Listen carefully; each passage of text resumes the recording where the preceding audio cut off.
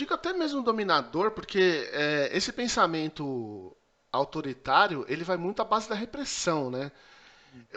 Eu posso ser que eu esteja errado, você me corrige, mas eu imagino que um dominador, ele tem a questão de ser uma pessoa altiva, né? Tipo, que tá dando as ordens ali, mas para ele ser um bom dominador ou uma boa dominadora, ele não pode reprimir os desejos do submisso, jamais, né?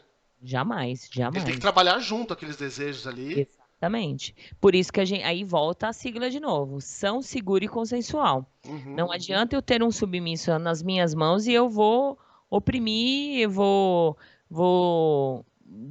humilhar de uma forma que não seja consensual. uhum. Ele vai estar ali se submetendo a mim de uma forma que não é legal para ele, mas só satisfatório para mim. Não, tem que ser ambos, né? Sim, sim. Eu acho que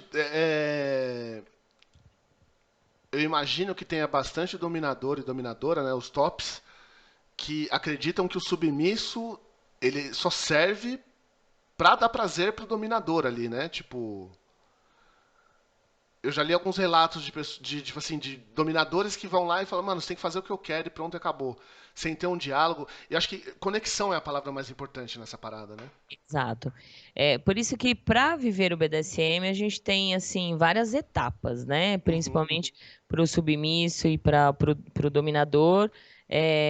No momento de se conhecer, tem a negociação, né? Algumas pessoas têm o contrato para estabelecer aquelas regras, o que eu uhum, posso, o que eu não posso, os limites do submisso, que é os limites rígidos, os limites flexíveis, né? Então, tudo isso, o dominador ou a dominadora, ele tem que respeitar, né? Ele não vai, a partir do momento, agora você é minha e dane-se, eu vou fazer o que bem entender, né?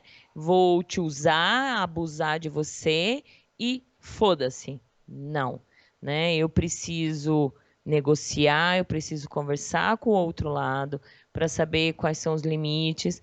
De repente, o cara tem um limite com agulhas, né? Eu uhum, digo muito isso porque os meus submissos, eles tinham um limite rígido de agulhas.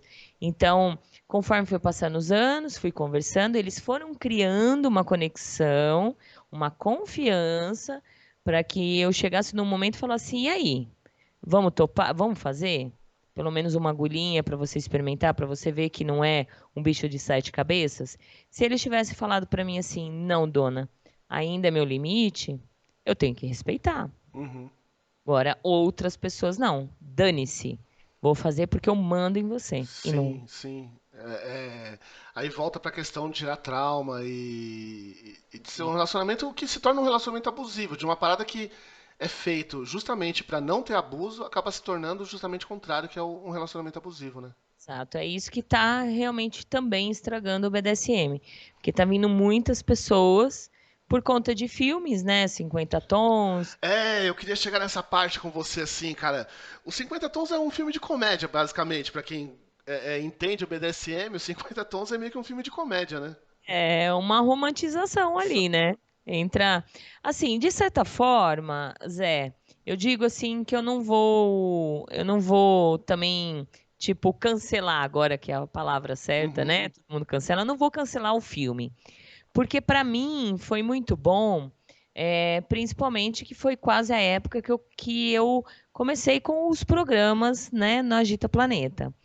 E, de certa forma, hoje, se eu vou numa manicure ou se eu vou em algum lugar assim que eu preciso. Não é que eu acho que há necessidade de eu falar que eu sou BDSM, que eu vivo uhum. esse estilo de vida.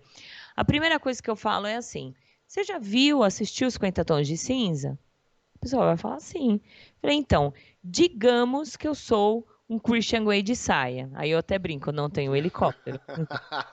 É. Tá chegando o helicóptero. Ficou mais fácil abordar as pessoas e falar um pouco sobre o sadomasoquismo, né? Mas as pessoas precisam aprofundar, né? O que é o BDSM para poder entender que ali nos filmes, no filme, principalmente 50 tons, não chega Perto, nem né?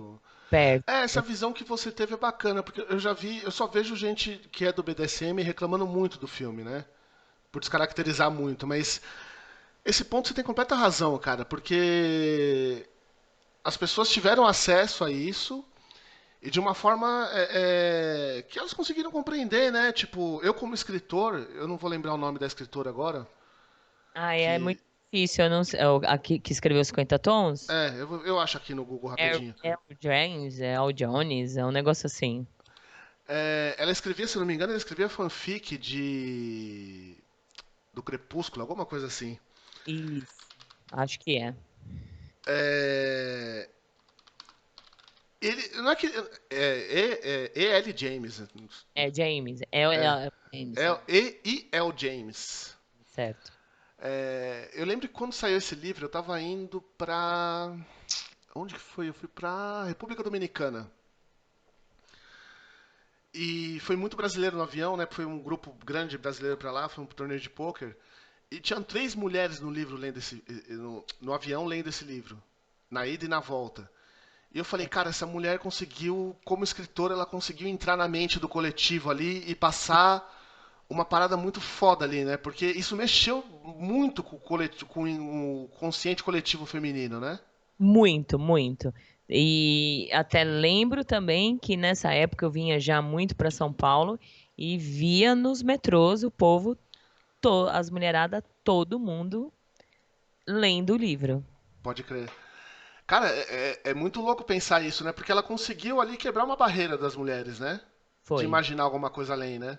É, tanto é que assim, aí veio o boom, né? Veio o boom dessas mulheres que leram os livros e chegaram ao filme, elas falaram, meu, de repente eu tô vivendo um lado que não é legal pra mim, né? Eu preciso me descobrir.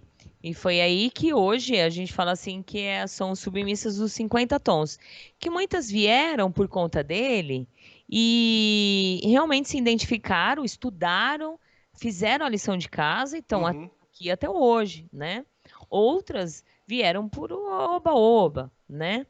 E, por um outro lado, muitos caras usaram o lado Christian Grey, de bonitão, de Uhum. rico, e aí iludindo essas meninas que também chegaram pelos 50 tons, achando que, de repente, elas estavam falando ali com o Christian Grey, né? Cara, isso é muito foda. Eu acho que talvez seja a única crítica que eu tenho ao. Assim, não tem como criticar uma obra que é tão grande assim, né? Mas a maneira como ela escolheu de criar essa história de uma menina toda tortinha lá, eu acho que eu li umas 30 páginas do livro e falei, ah, cara, tipo, isso é. Prefiro ler outro tipo de coisa. Mas essa construção que ela faz de uma personagem fraca, que não é tão atraente, não é tão interessante, que é tímida, e que de repente conhece um cara muito rico e no final das contas acaba parecendo um pouco uma dependência financeira, assim, não sei se eu tô certo. Não, na verdade virou uma dependência sentimental mesmo, não financeira, porque eu cheguei a ler os livros, né? Uhum. Precisei ler os livros. Precisou ler, com certeza. Assisti acho que um ou dois, ou acho que um ou o segundo, o primeiro e o segundo filme, o acho que o outro, não sei se tem o terceiro, Uhum. mas aí eu já não assisti porque o filme é totalmente diferente do livro, mas virou uma dependência sentimental entre os dois lados. E aí, para quem entende bem o BDSM, vai entender que no final do livro virou uma dominação por baixo, né?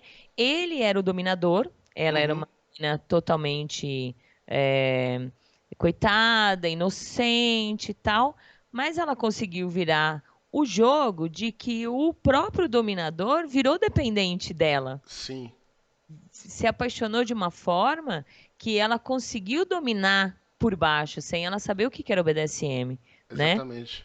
Então, Eles terminam juntos o livro, a história? terminam, casam, né? Acho que tem filhos, um Uhum. negócio assim. Então, é isso que muitas meninas, muitas mulheres, né? Quando leram o livro, elas acharam que elas iam encontrar exatamente aquilo lá. Mesmo entendendo que no livro a escritora deixa bem claro que o Gray, ele tem um problema psicológico, um Uhum. trauma do passado, desde pequeno, com a mãe, que era, acho que, prostituta, o padrasto que abusava dele, ele foi adotado por um casal cheio da grana, mas nesse meio tempo teve uma mulher que começou a abusar dele, que era uma dominadora, começou a usar ele como submisso, né? Até ele chegar onde ele chegou. Então, ele tem traumas, ele tem um problema psicológico, né? E mesmo com todos esses problemas psicológicos, as mulheres fecharam os olhos, né? E queriam encontrar o Ah, Christian Grey. exatamente. Exato. Mas aí vem o financeiro que você falou. Aí vem o financeiro. Uhum. Porque as mulheres acharam que encontrar o Grey, que tinha aquela mansão linda, aquele apartamento No Brasil, né, é, tadinhas. aquele quarto dos jogos, né? E que o Gray ia levar para ter um banho de lojas, ia trocar um Fusca por um Audi, ia ter celulares e computadores da melhor qualidade, né? E na Aí que eu verdade, acho que é um grande erro do submisso, no geral, do bottom, né? Tipo, de achar que alguém vai resgatá-lo de algum local sem nenhum tipo de mérito, né? é, é isso Porque aí. acho que durante a história, pelo que você está me contando, a menina como é que é o nome? O nome dele é Christian Grey, o da menina é? Anastácia. Anastácia, isso, É, obrigado. agora eu não esqueço, porque semana passada eu fiz um programa e deu um branco o nome dela. Acontece demais isso ao vivo, né? É. É, a Anastácia tem um mérito ali de conseguir chamar a atenção de alguém que tem, tipo, todo um mundo à frente ali, dominando todo um mundo. Ela tem um mérito. Então, o submisso, ele precisa ter um mérito, né? Claro, claro. Eu digo assim que o que seria de um dominador sem o submisso? Aham. Não teria, um dominador não seria dominador. Então a gente tem que dar o mérito a eles também, né? Não, Porque eu não gosto de usar essa palavra assim, troca de poder, né? Porque eu não uhum, estou uhum. dando o meu poder para eles, né? É eles que estão dando o poder para mim, né? Mas essa entrega de poder deles a mim precisa ter um mérito, né? Eles precisam é, entender que ali eles são importantes também, né? Então, quando eu disse na questão do mérito, assim, pensando na Anastácia, né? O mérito dela conseguir se conectar com um cara que ele pode ter tudo que ele quer. Ela apresentou alguma coisa ali que foi importante, né? Às vezes eu tenho a impressão, e justamente nesse caso das mulheres que acharam que ia achar o Grey da vida aí na esquina, né? É, do mérito que eu digo assim, de ser uma pessoa interessante em algum ponto. Ela se apresenta como uma personagem desinteressante, mas ao longo do tempo ali ela tem características Sim, sim. que a tornam atraente, né?